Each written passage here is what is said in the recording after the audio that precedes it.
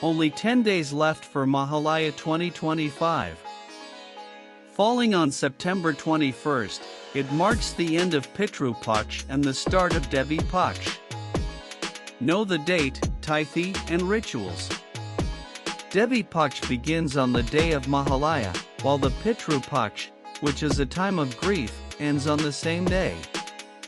Because Shraddh, or funeral rites, are conducted during Pitru Paksh, Hindus view it as unlucky. People use food and drink gifts to honor and commemorate their ancestors during this 16-day lunar cycle. Let's know the date, time, and rituals of the auspicious festival. As of today, assuming it's September 11, 2025, there are 10 days left until Mahalaya. Mahalaya is the threshold between two spiritual periods. It concludes Pitru Paksh, the fortnight of remembrance for ancestors, and inaugurates Devi Paksh for Sharadiya Navratri, the time dedicated to goddess Durga.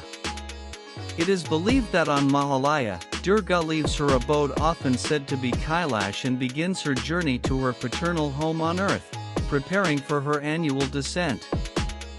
The Amavasya Tithi for Mahalaya 2025 begins at 1:02 a.m. IST on September 21st and ends at 1:42 a.m. on September 22nd.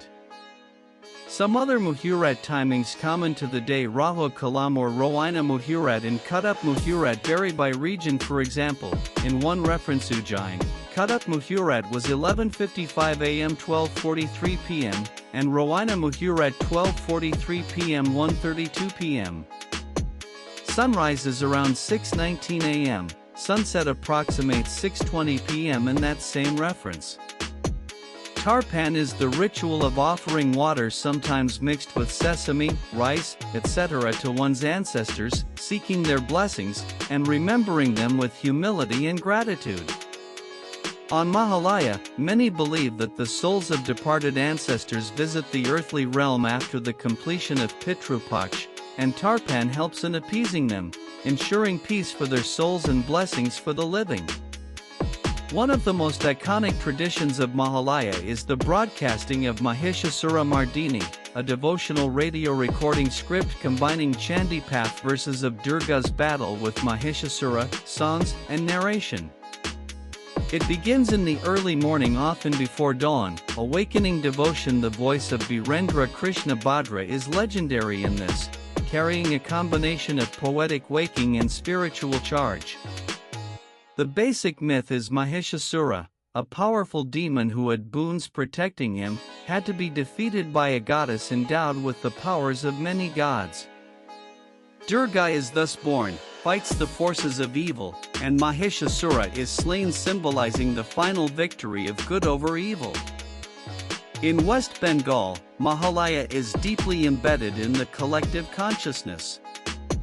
People wake up very early at dawn, often before sunrise, to listen to Mahishasura Mardini on the radio or other media. Homes are quiet and devotional, the mood somber yet hopeful. Families perform Shraddha rites for ancestors and Tarpan. Some make offerings, feed Brahmins, meditate on the ancestors, and mentally prepare for Durga's arrival. Artisans may also start preliminary work in Kamarchali or other idol-making hubs.